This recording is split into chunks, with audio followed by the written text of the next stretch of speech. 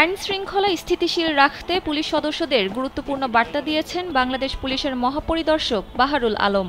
তিনি বলেন, আইন শৃঙ্খলা স্থিতিশীল রাখতে পুলিশকে গুরুত্বপূর্ণ ভূমিকা পালন করতে হবে।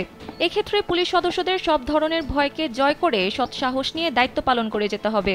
বৃহস্পতিবার বিকাল ৩টায় রাজারবাগ পুলিশ লাইন্সে পুলিশ অডিটোরিয়ামে ঢাকা মেট্রোপলিটন পুলিশ আয়োজিত কল্যাণ সভায় প্রধান অতিথির বক্তব্যে তিনি এ কথা বলেন। সভায় সভাপতিত্ব করেন DMP commissioner Sheikh Mohammad Sajjad Ali.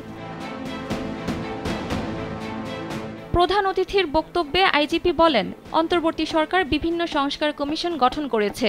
Police সংস্কার কমিশনের মধ্যে অন্যতম। পুলিশ যাতে রাজনৈতিক দলের হাতিয়ার না হয়ে স্বাধীনভাবে কাজ করতে পারে সেই বিষয়ে সংস্কার কমিশন কাজ করছে।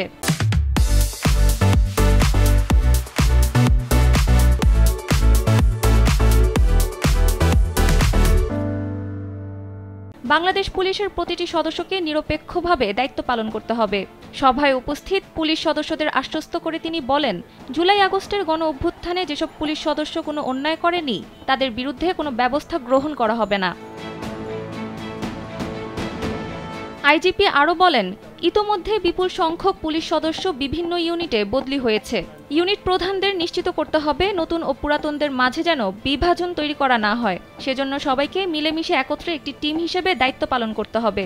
সবাই মিলে একসঙ্গে কাজ করে ডিএমপির গৌরব সমুন্নত করতে হবে। কল্যাণ সভার শুরুতে গত জুলাই আগস্টের গণ অভ্যুত্থানে শাহাদাত বরণকারী সব শহীদের আত্মার মাগফিরাত কামনা করা হয়। এ সময় 1 মিনিট নীরবতা পালন ও আহতদের দ্রুত সুস্থতা কামনা করে মোনাজাত করা হয়।